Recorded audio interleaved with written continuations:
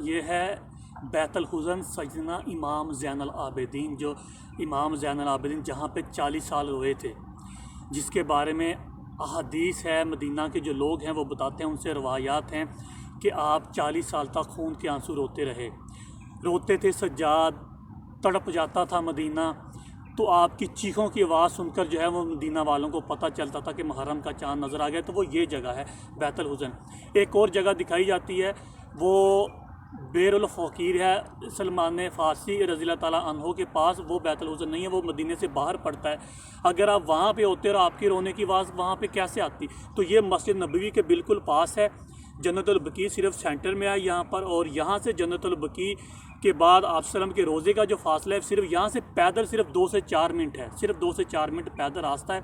और उस टाइम जन्नतुल बकी इतना बड़ा नहीं था, इस वजह से पैदल यहाँ से सीधा रास्ता जाता था। पीछे आप सल्लम का गुंबद है और साथ में मस्जिद माहिदा है, और ये कबीला बनु ज़फ़र था, यानी पूरे मकानात सहाबा के पास में थे, दाएँ बाएँ आस पास मकानात थे। तो इसी वजह से जो आपके रोने की आवाज़ें हैं वो हर एक जो ईजी सुन लेता था, आप सब तक चली जाती थी। वरना वो जो दूसरा है जो दिखाया जाता है वो बैतुल हुज़न नहीं है, ये बैतुल हुज़न है। असल बैतुल हुज़न कबीला बनु ज़फ़र में, ये जन्नतुल बकी के बिल्कुल बैक साइड पे। अभी यहाँ पे कंस्ट्रक्शन चल रही है, पूरी लोकेशन हर चीज़ जो है वो यहाँ पर से हटा दी गई है, रिमूव कर दी गई। मस्जिद नूर थी, मस्जिद जो है माहिदा थी, जहाँ पर 5 खाने होते थे, वो भी अब उनका निशान नहीं है, रिमूव कर दी गई हैं। तो ये आप वीडियो संभाल के रखें, कभी आप मदीना आएँ तो इन जगहों की ज़ियारत ज़रूर कीजिएगा। अगर ये थोड़ी बहुत आपको अपनी असली हालत में मिल गई तो यहाँ पर लाजमी आइएगा। बैतुल हुज़न सैयदना इमाम ज़ैनुल आबिदीन।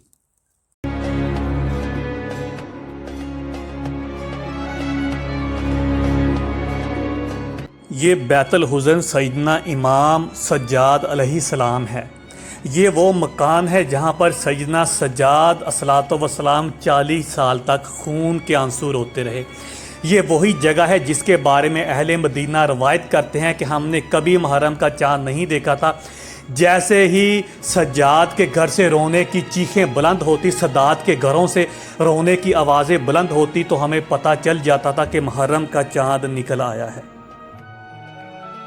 10 मुहर्रम को इमाम हुसैन अलैहिस्सलाम की शहादत के बाद जब शाम को मस्तूरात बच्चों और बीमार करबला को कैद करके जंगी कैदी बनाकर कूफा ले जाया गया, और फिर कूफा से 1400 मील का सफ़र पैदल चलाते हुए उनको शाम लेकर जाया गया, और शाम में फिर उनको यजीद के दरबार में फिराने के बाद उन अहले बैत को कैद कर दिया गया।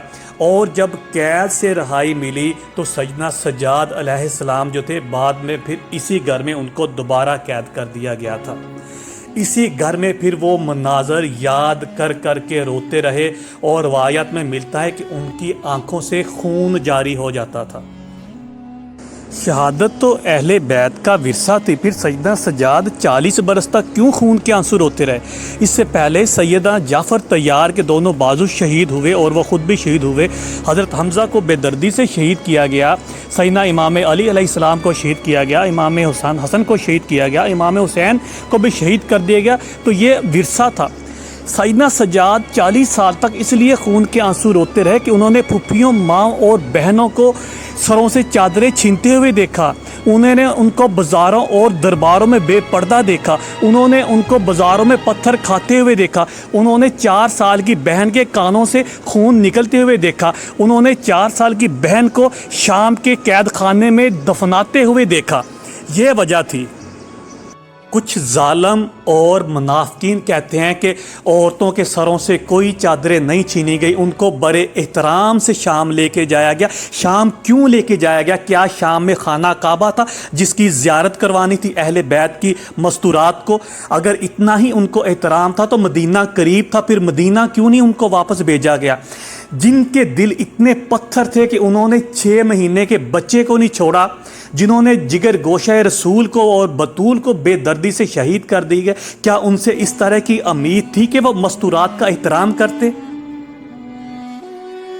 यही वो वजह थी कि जिसने सैयदना सज्जाद अलैहिस्सलाम को 40 साल तक मर्दे दम तक एक पल भी चैन ना लेने दिया, और हमेशा उनकी आंखों से आंसू जारी रहते थे। आप देख सकते हैं कि ये जो जगह है अब बिल्कुल खंडर हैं। यहाँ पर एक्चुअली ये कबीला बनु ज़फ़र की जगह थी। यहाँ पर एक मस्जिद बनु ज़फ़र थी, दूसरी मस्जिद बगला थी और तीसरी मस्जिद मायदा थी। मस्जिद बगला वो अभी मौजूद है, उसकी चारदीवारी है, लेकिन बाहर उसका बोर्ड लगा हुआ है कब्रिस्तान का।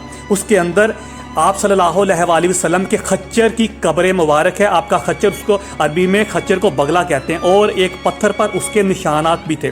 और वहाँ पर एक पहाड़ी थी जिसके ऊपर आप सल्लल्लाहु अलैहि वसल्लम कुरान सुना करते थे हज़रत अब्दुल्ला बिन मसऊद से।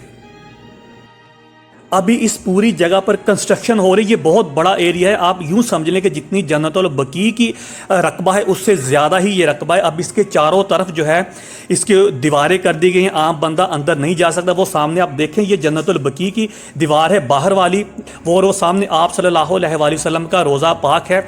ये यहाँ से इस घर से रोज़े का फासला तकरीबन सिर्फ 2 से 3 मिनट पैदल है। ये जन्नतुल बकी का बाहर वाला बैक वाला हिस्सा है, बाहर मेन रोड वाला ये जन्नतुल बकी का हिस्सा है। और ये पूरा एरिया जो था, ये कबीला बनु ज़फ़र यहाँ पर आबाद था, और यहीं पर वो बैतुल हुज़न सैयदना फ़ातिमा ज़हरा था, उसकी एक अलहदा वीडियो बनी है, वो भी मैं जल्दी पोस्ट करूँगा। और मस्जिद मायदा, जहाँ पर आप सल्लल्लाहु अलैहि वसल्लम ने आसमान से 5 खाने मंगाए थे, दस्तरखान 5 मंगवाए थे वो। और यहाँ पर वो जगह है जहाँ पर सैयदना सज्जाद पैदा हुए थे, वो अलहदा वीडियो है। अगर मैं इसमें शामिल करूँ तो बहुत लंबी वीडियो बन जाती। ये पूरा आप देख सकते हैं। अभी आप ऊपर बाहर जो है इसके चारदीवारी बन गई, अंदर काफ़ी सारी कंस्ट्रक्शन चल रही है।